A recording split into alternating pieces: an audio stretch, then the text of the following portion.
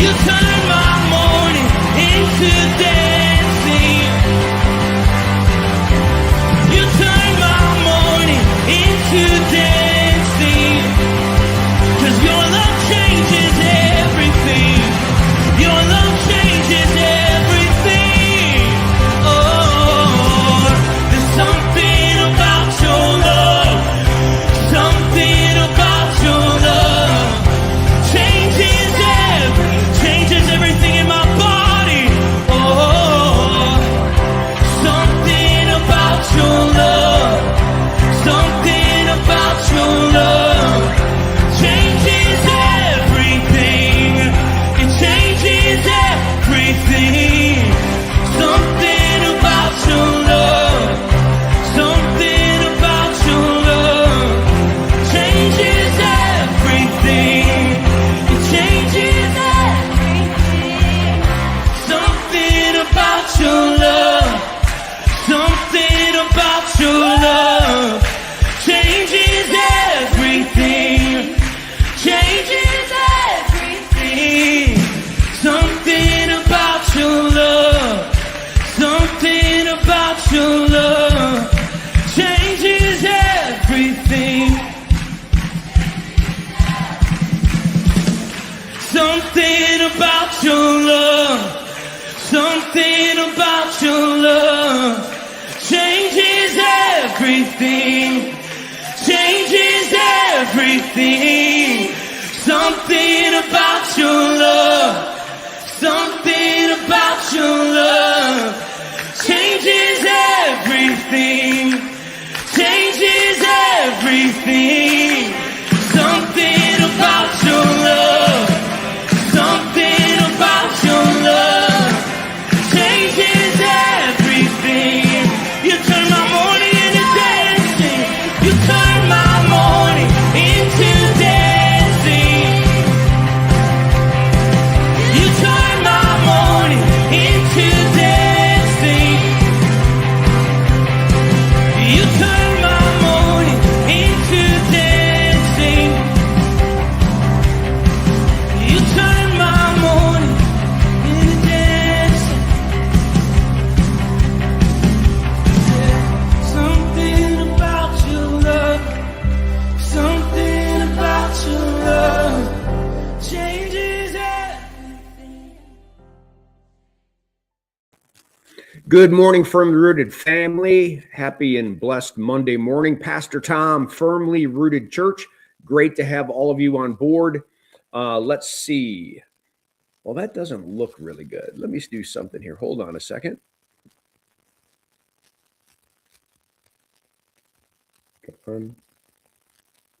Let's try that. With the natural light coming in the window, the coloring gets weirder and weirder as it gets brighter and brighter out. It's kind of funny. All right, let's say hi. I think I saw Chuck. There he is. Good morning, family. My sister Trish, good morning. I'm out there on X. Steve, Jeru, Diane, and I are here. Connie Sandbrink, Firmly Rooted Greendale. Vivian, maybe future Firmly Rooted Florida. I don't know. Just saying. Rough winter. Dr. Colleen, good morning. Ken Gooch, good morning. Brothers and sisters in arms. Alice, good morning, everyone. Trench Valor, good morning. I don't know if I've seen you before. Welcome, welcome. Bert Reggiani, good morning. Alice, a beautiful and powerful Sunday yesterday. Thank you. I was worn out after that service and Bible study. I got to tell you that. I was toast. Pat, down at Firmly Rooted Greendale, good morning. Sarah, good morning, Bapa Tom. Emma, I love you. All right, let's get at it. I'm glad that we're going through the book of James, and I'm glad that we are shortening it up. I mean, sometimes the devotion's just based on 2 or 3 verses.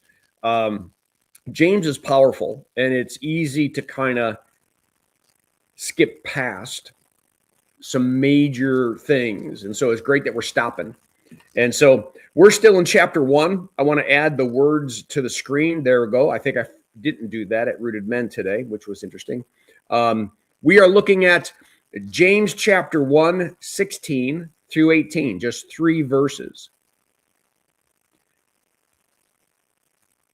Do not be deceived. my beloved brothers.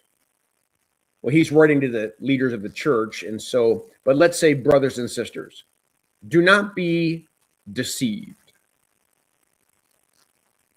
As soon as someone like James says, don't be deceived, it means that we might be, or we could be. And if we just slow it down enough, it's because there is a force that wants to kill, steal, and destroy. Jesus says he's a murderer from the beginning. He doesn't know the truth because the truth is not in him. And when he lies, he speaks his native language, and he is the liar and the father of lies. Don't be deceived. The only way to be deceived is to not hold on and not be rooted in God's eternal truth and be tempted like Adam and Eve to buy a different truth. One maybe that appeals to my senses, one that appeals to my reasoning and my logic, even though we said in the men's devotion today that God said, my ways are not your ways and my thoughts are not your thoughts because mine are higher than yours. Solomon says in Proverbs chapter 3, do not lean on your own understanding, but in all your ways acknowledge him. Do not be deceived. It's Monday morning. 24 hours ago, we were in worship and Bible study. Hey, let's not be deceived today. No. Gnosko, not just oida. Don't just know in your head, but know in your very being that every good gift and every perfect gift is from above, coming down from the Father of lights. Well, if it's coming from the Father of lights, then it should be obvious. I should see it because it should be bright. It should be right. But how often? Because of our egos, we take the credit. You know, I'm the one that got the degree. I'm the one that figured that problem out at work. I'm the one that provides for the family. It's my money that goes in the bank and ends up getting charged at the store. Every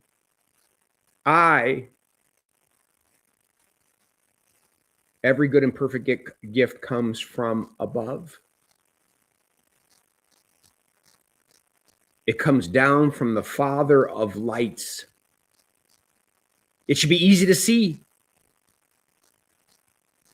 And see, when we don't see, then he doesn't get the glory and he doesn't get the credit for the things that he has done. And we rob ourselves of a witness and a testimony to someone else who we might say, look what God did. If our heart's beating today, are you choosing that? Mine? If our lungs are going in and out, are we choosing that? If I had the intellect to go to college and get a master's degree, did I give me that? Slow down, everybody. James is telling us that one of the biggest tricks in us sliding from the kingdom of God back into the kingdom of this world is the stuff we see that we think is ours.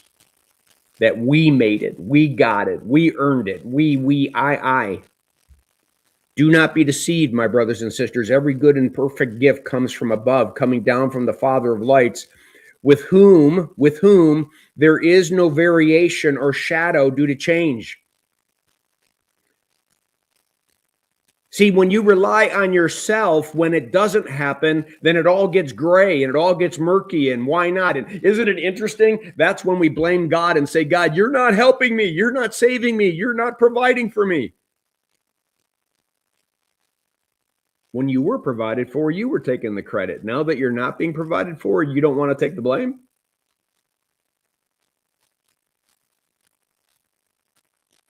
He gets all the glory. We are constantly looking up, away from the kingdom of this world and looking at his kingdom and realizing that every good and perfect gift, spiritually, mentally, emotionally, psychologically, physically, is from him.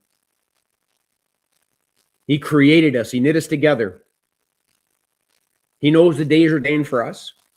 He's a provider God, Jireh. He doesn't vary. There's no variation. He doesn't become gray or murky. It's light. It's light. And that light is life. Of his own will, he brought us forth by the word of truth. He's talking about being born again. Like, what did you have to do with your first birth? Did you make you born? Well, you didn't make yourself born again either. He took your heart of stone and made it a heart of flesh. He put his spirit within you. Ezekiel 36. He spoke over those dead, dry bones, and he made them living. Of his own will, he brought us forth by the word of truth, that we should be a kind of first fruits of his creatures. First fruits.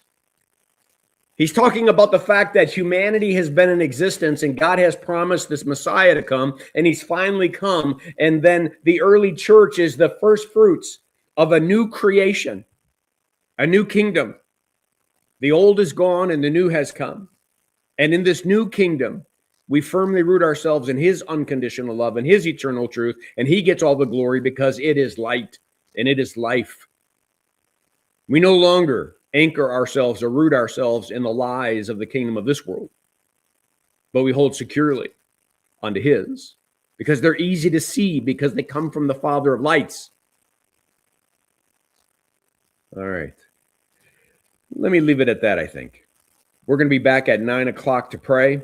Let's see if anybody else came on board.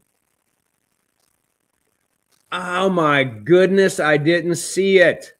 Trench Valor is John Sproul. Now I can see the picture. Thank you, John, for making me understand that. I wondered who that was. Great to have you on board. Kimberly Jackson, good morning, good morning. All right, everybody. I'll be back at 9 o'clock for prayer. Blessings on your day. Make it a firmly rooted day. And may someone see Jesus in us today. Peace.